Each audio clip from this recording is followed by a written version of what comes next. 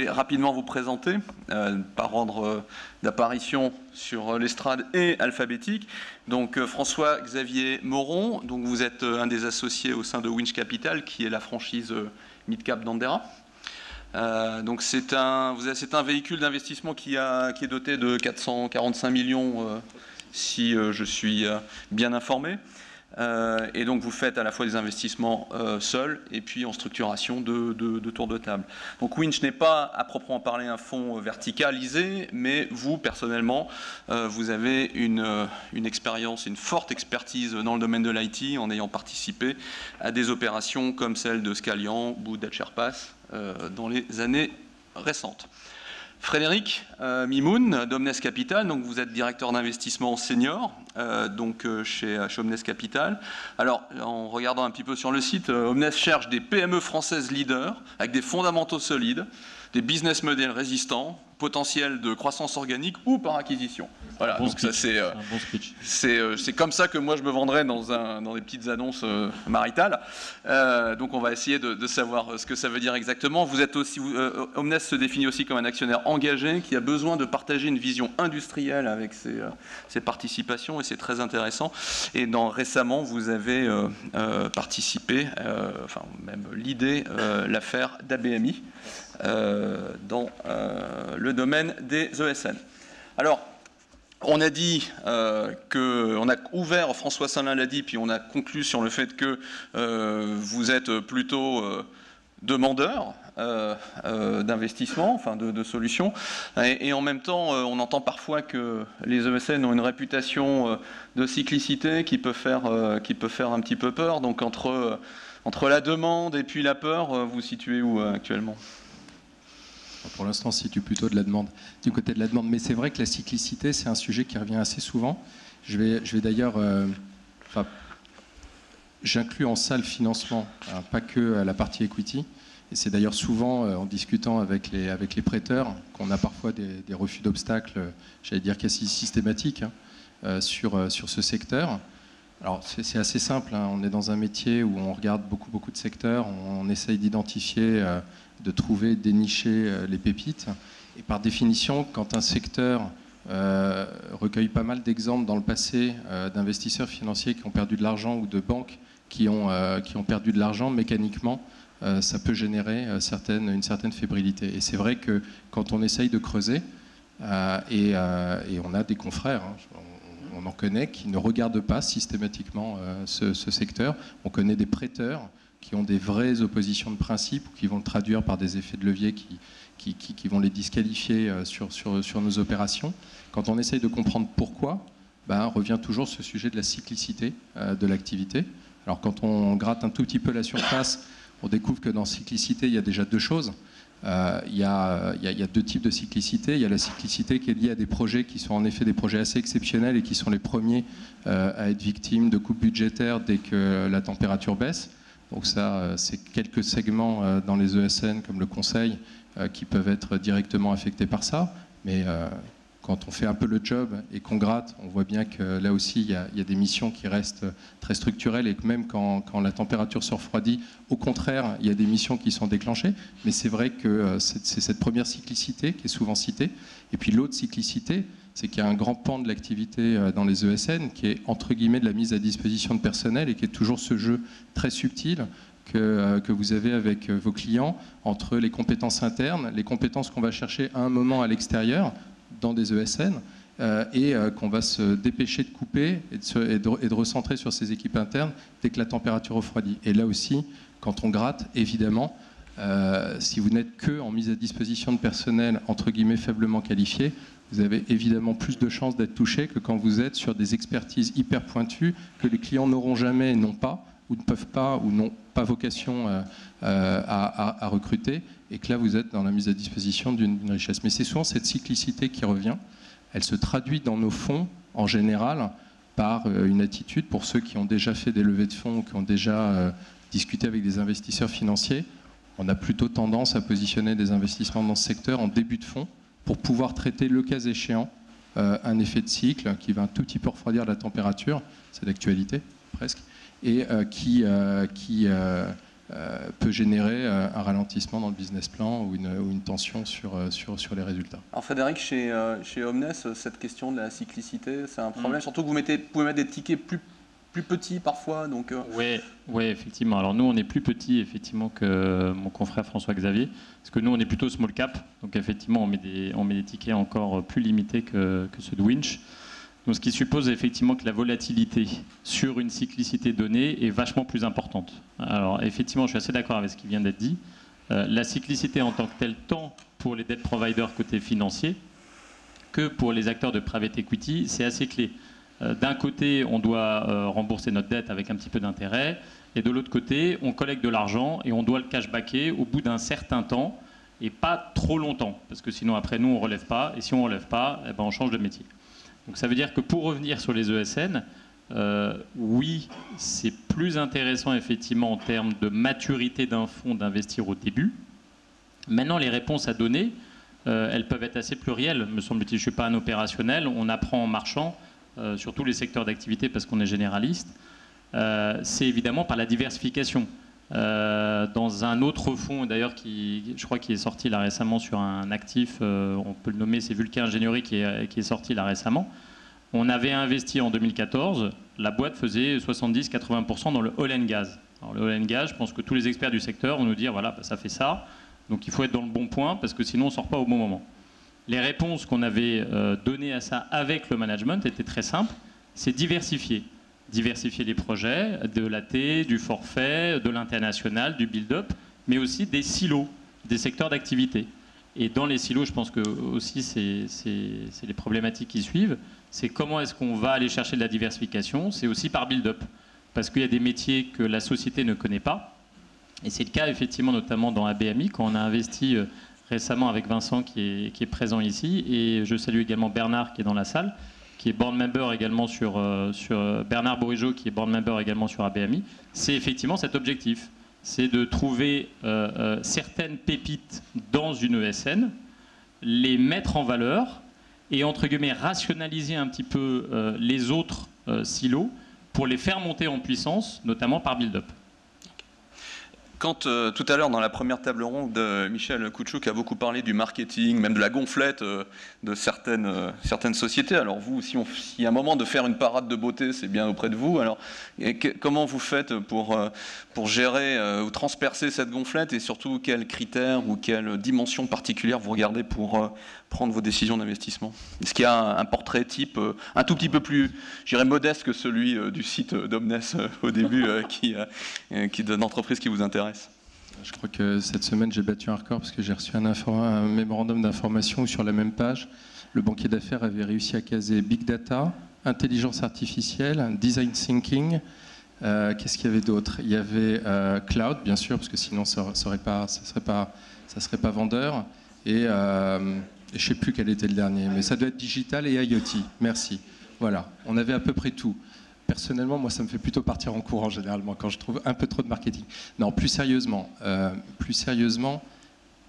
nous, on a un métier, ça va faire sourire beaucoup de chefs d'entreprise dans la salle, mais en vrai, on ne fait pas du capital risque quand on est sur nos positionnements. Donc nous, on ne cherche pas la prise de risque absolue. Donc on n'est pas du tout dans les business de rupture. Donc là, juste une parenthèse, hein, on travaille tous les deux dans des fonds d'investissement qui n'avons pas vocation à faire du venture capital. Donc on ne cherche pas du tout la rupture. Donc nous, on est très basique. Un dossier, une opportunité d'investissement, c'est deux choses. C'est un track record. C'est ce track record qui nous permet de mettre en cohérence d'une façon ou d'une autre le business plan. Donc c'est la réponse par les faits et par l'historique. Et puis la deuxième chose, qui en fait est 90% de la décision, c'est les hommes clés, les hommes et les femmes qui portent le projet. Et la façon dont ils s'inscrivent dans le sujet. Et j'ajouterais qu'en plus, dans des métiers comme les vôtres, qui sont des entreprises de services, dont les actifs prennent l'ascenseur tous les soirs, hein, c'est pas une cathédrale industrielle, c'est pas un super software qui a été développé pendant des années et qui va générer 20 ans de croissance ininterrompue, hein, c'est des hommes et des femmes qui prennent l'ascenseur tous les soirs. Le modèle d'organisation est très finement étudié et avec beaucoup de fébrilité en général chez nous. Je fais juste une parenthèse, mais notamment tous les sujets où il y a beaucoup d'actionnaires, où il y a des partnerships, donc les modèles typiques des sociétés de conseil, il arrive, puisqu'on est un peu dans les généralités, il y a une vieille règle dans notre métier, c'est que comme on est investisseur, on ne s'associe pas normalement à des partnerships. Parce qu'on ne veut pas justement que la décision soit trop diluée. On n'aime pas que la décision soit flottante et qu'on ne sache pas exactement où, comment et avec qui ça va se faire. Et on ne veut pas surtout que le business dépende trop d'hommes clés. Une fois qu'on a fait cette généralité, on investit dans ce secteur-là parce qu'on y reconnaît certains modèles d'organisation très efficaces et c'est des choses qu'on organise, mais la gouvernance est aussi importante d'ailleurs que les hommes et les femmes qu'on qualifie de clés qui portent le projet. Mais ça, c'est des sujets qui sont assez souvent regardés. Mais éviter les effets marketing, ouais. Frédéric, sur vos critères, surtout encore plus importants sur les PME, c'est ça, sur des boîtes des tickets plus petits. Non, mais je suis assez d'accord avec ce qui vient d'être dit. Oui, d'abord, c'est les hommes et les femmes, bien évidemment. Ça va de soi. C'est avec eux qu'on investit, c'est auprès d'eux qu'on accompagne le peu d'expertise qu'on peut avoir humblement, parce qu'effectivement, comme l'a dit François-Xavier, on est des généralistes. Donc, tantôt, on voit un dossier, entre guillemets, c'est une ESN, tantôt, c'est une boîte de construction, tantôt, c'est une boîte de digital qui n'a rien à voir forcément. Mais c'est un écosystème, ça cross-sell, donc c'est assez intéressant. Et je pense que vous, opérationnel aussi, c'est assez intéressant, notamment à la recherche de build-up, qui peut être effectivement assez pertinent aussi à terme.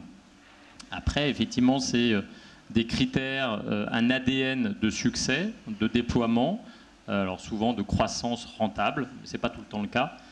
Cas génératif aussi, parce que si c'est très cas génératif, on peut mettre un peu de levier, pas trop quand même, pour pas trop cranter non plus les marges de manœuvre opérationnelles par autofinancement de la société.